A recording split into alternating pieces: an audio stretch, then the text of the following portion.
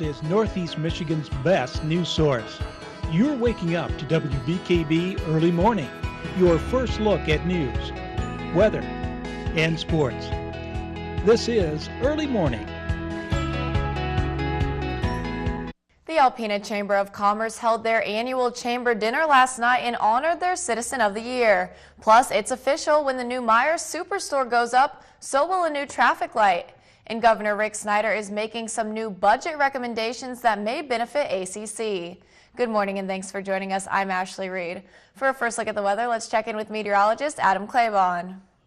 Well, good Friday morning to you, Ashley. Temperatures, they have been right around that freezing mark throughout all the night. We are currently at 33 degrees, so we can consider that actually the melting point here. East-southeast winds are at 22 miles per hour, so when you incorporate the wind into our actual air temperature, real field temperature is at 13. So make sure you do bundle up before you head out there.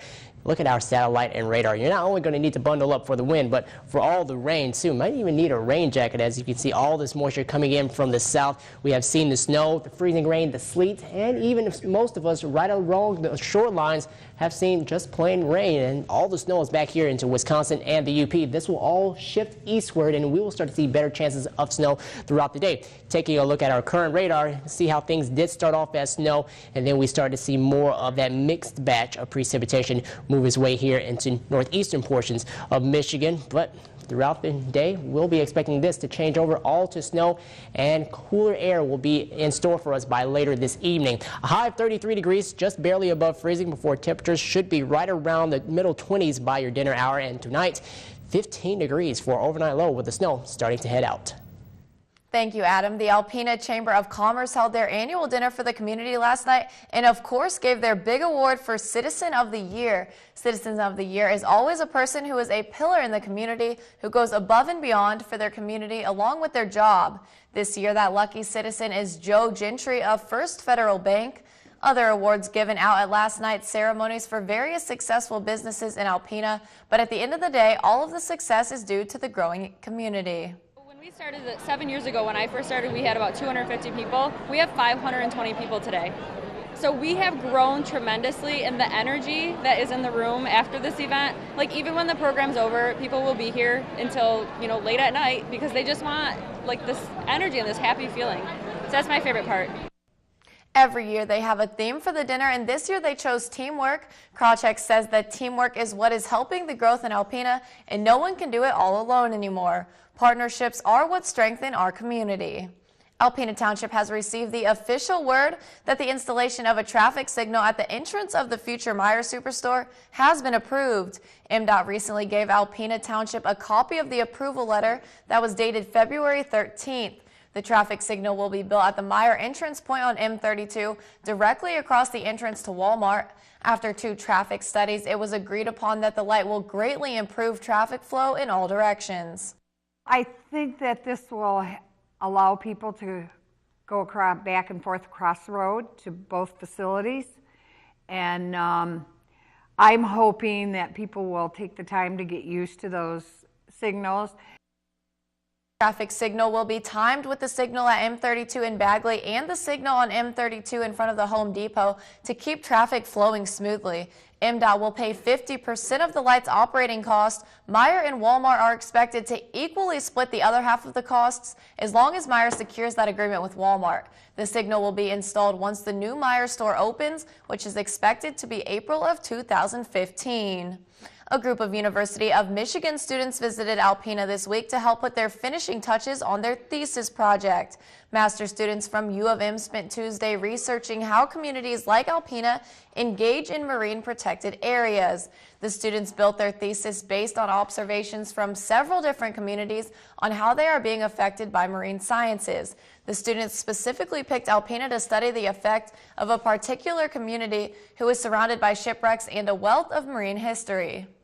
Ideally, this will be providing information to a wide range of MPA managers across the United States and potentially even internationally. The students will use the information gathered this week to add to their thesis project that they will turn in at the end of the semester. The students say they have already observed communities engaging in marine sciences through local businesses, schools, and sports. Governor Snyder made some recommendations for community college under the FY15 budget that may benefit Alpena Community College. At Wednesday night's ACC board meeting, recommendations were discussed that were released by Governor Snyder on February 5th for the entire state budget for the next fiscal year, including several new items that pertain to community colleges. A 3% increase in base operation funding for community college was one of the main things discussed, which would be specifically beneficial to ACC because the money is given based on graduation rates and low administrative expenses, both in which ACC excels. We're glad to see that he's addressing with some of the revenues the state's been able to get from the economic improvements, addressing this with us.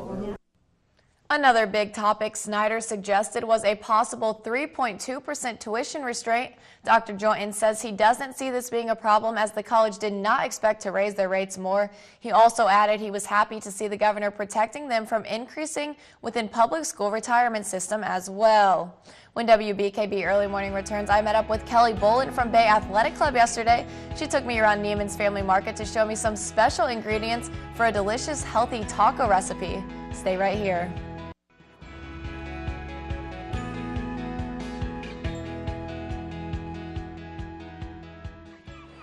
Good morning and welcome to another edition of Fitness Friday. I'm here with Kelly Bolin from Bay Athletic Club, and we are standing here at Neiman's Family Market in Alpena, and we are here to highlight some ingredients that may not be so common but are healthy for you and talk about one of Kelly's favorite recipes. Oh, absolutely. I made this a few weeks ago.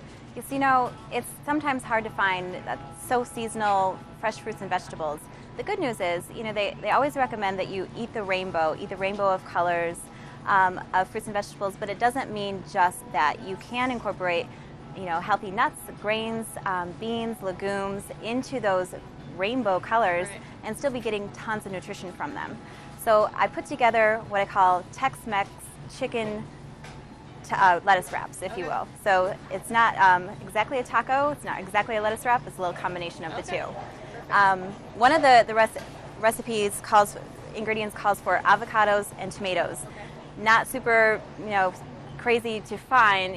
You can find them pretty easily in any grocery store, but some of the ingredients in this list are not as easy to find. So we're going to do a little investigation through Neiman's and help you find, and your viewers, to find where these ingredients are. So we're going to get started with that. Okay, let's do it. Cool. Okay, Ashley, let's get started with our Tex-Mex chicken wraps. The first ingredient, obviously, lettuce. We don't want to use something like long and kind of limp like a romaine lettuce. We want something that's going to hold our ingredients. Okay. So I recommend using the Boston lettuce. It's beautiful, and what you do is you just pull off the little leaves and then put the filling right in the leaf shell, pull it up like a tortilla, and eat it. Easy enough. Easy enough. So first ingredients, let's show you the inner aisles. We always tell you as a health professional to shop the perimeter of the grocery store. But during the month of February, it's not always necessary. There are healthy ingredients, and a lot of them are in this recipe. So I want to show you where they are in the store. All right, let's head over there. Okay, here we have it. We found the lettuce, and then we're going to work on the ingredients. The first one, you have to look down a little bit. It's black rice. So this is the one that I actually used in my recipe. I love it. It's easy, and it even has a cool way to seal it. Just a little highlight. It has a Velcro instead of your normal. That's why this rice is so cool. No, not really. It's actually very helpful for you. The black color indicates that it has a lot more antioxidants and phytonutrients in that rice than versus like what you would see down here. A white or even like a lighter brown rice. So I went with a little bit of color. The second ingredient, which is right here, is red quinoa. You have to look up for it. That's why some people have had trouble finding it, but it's right there. There's a couple of different varieties. I really love the red Incan variety from this brand in particular. And then down this aisle, there's lots of great sauces. I love hot sauce, and I love sriracha, and it just happens to be an arm's reach away from the red quinoa. So everything's right here where you need it. You have it right on the nose, yeah. So we have a couple more ingredients to go. It's just another aisle down. Okay, let's take back off this way. All right. Ashley, we found it, the last ingredient on our discovery. It's whole grain millet.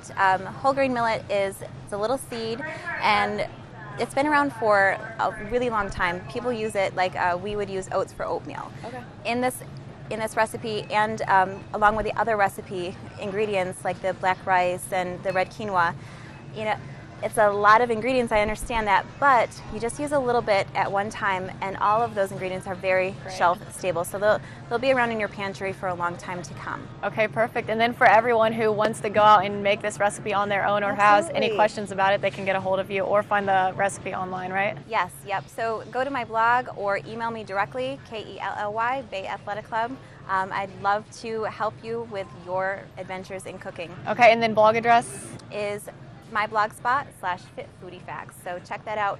That recipe that we highlighted today and many, many more. Okay, perfect. Well, thanks so much. Thank you. That's it for today's Fitness Friday, but we will be back next Friday with another Fitness Friday.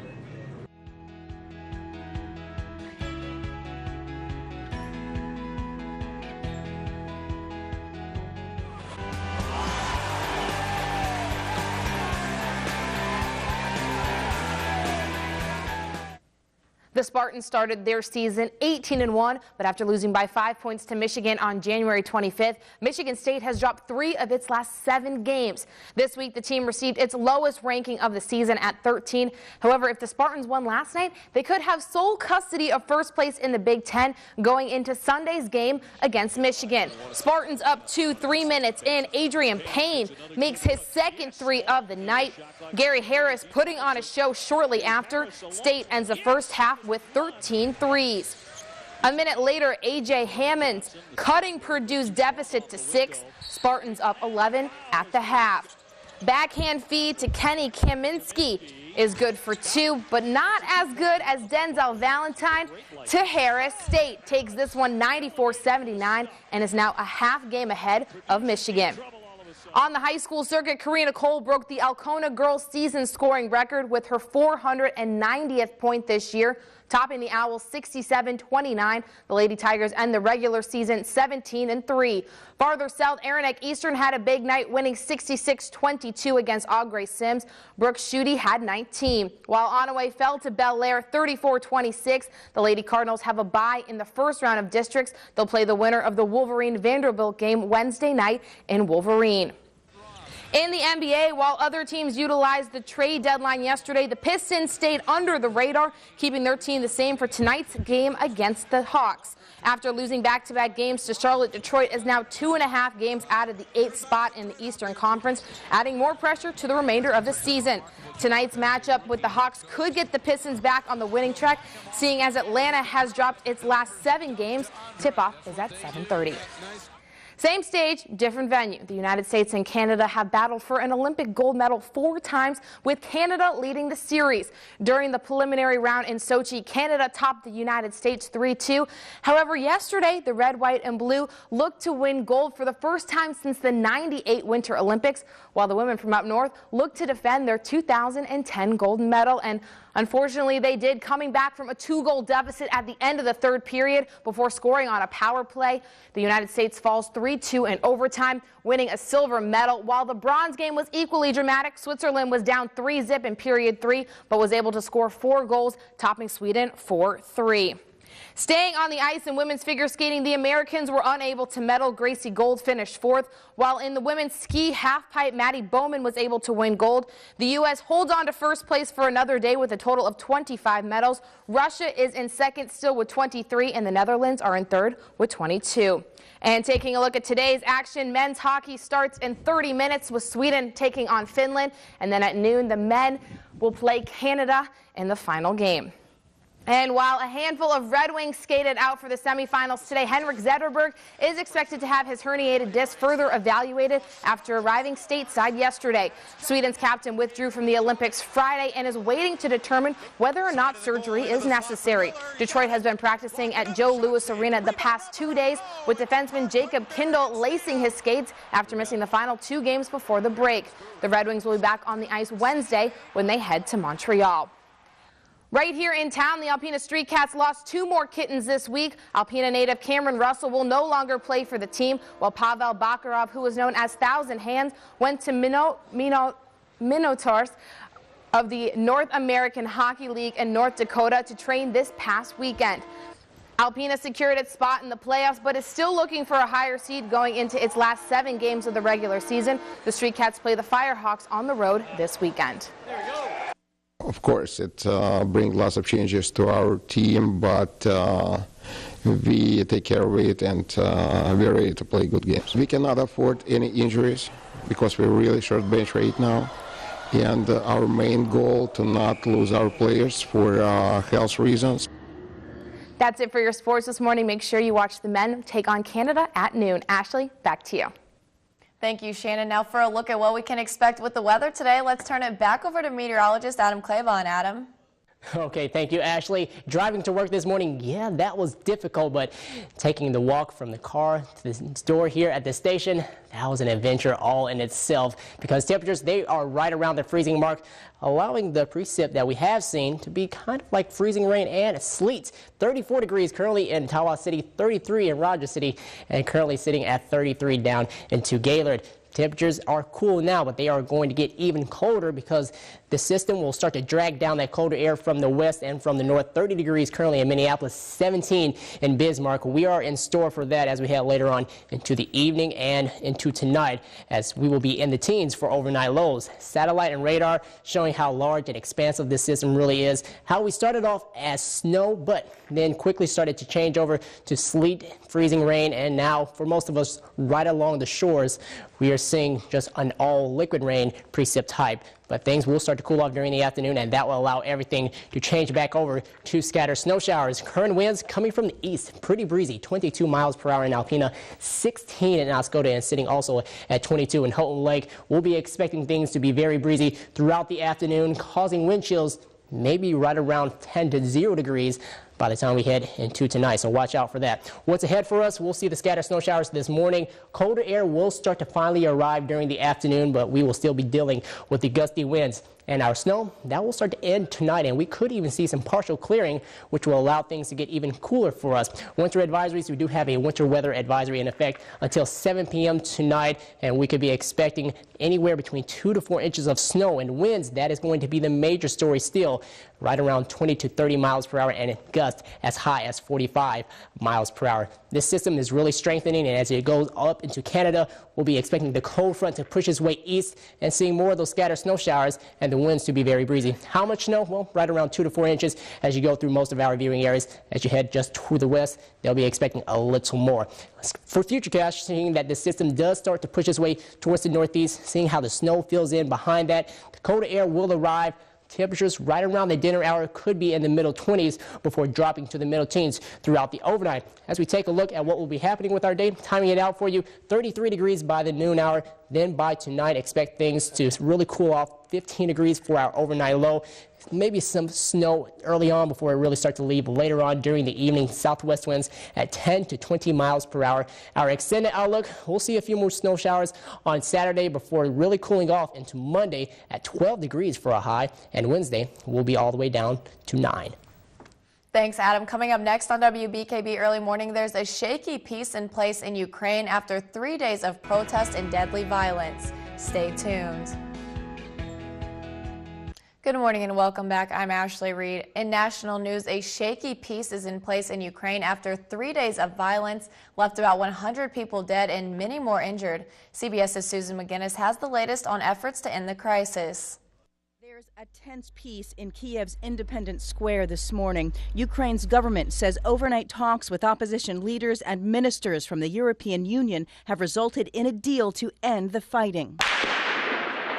But we've heard that before. Fighting Thursday broke another truce that resulted in scores dead and hundreds of injuries as security forces and protesters exchanged gunfire and Molotov cocktails. They started shooting first. We're staying here, just staying, and they start shooting. U.S. Secretary of State John Kerry released a statement saying it's with anger and anguish that we've watched renewed violence on the streets of Kiev. The White House has pressed the Ukrainian government to end the violence. The Yanukovych government has the primary responsibility to ensure that violence does not occur. Some experts believe the killings have dramatically changed this 3-month stalemate into a fight over the future of President Yanukovych's government. He crossed the line, and there is no way that he can be perceived as a legitimate political leader. The shocking sight of bullet-riddled bodies in the heart of Kiev may help spur an end to the crisis. Susan McGinnis, CBS News, Washington. The European Union has agreed to join the U.S. in imposing new sanctions on Ukrainian leaders, including a travel ban and asset freeze. Before we wrap it up, let's turn it back over to Adam for one last look at weather.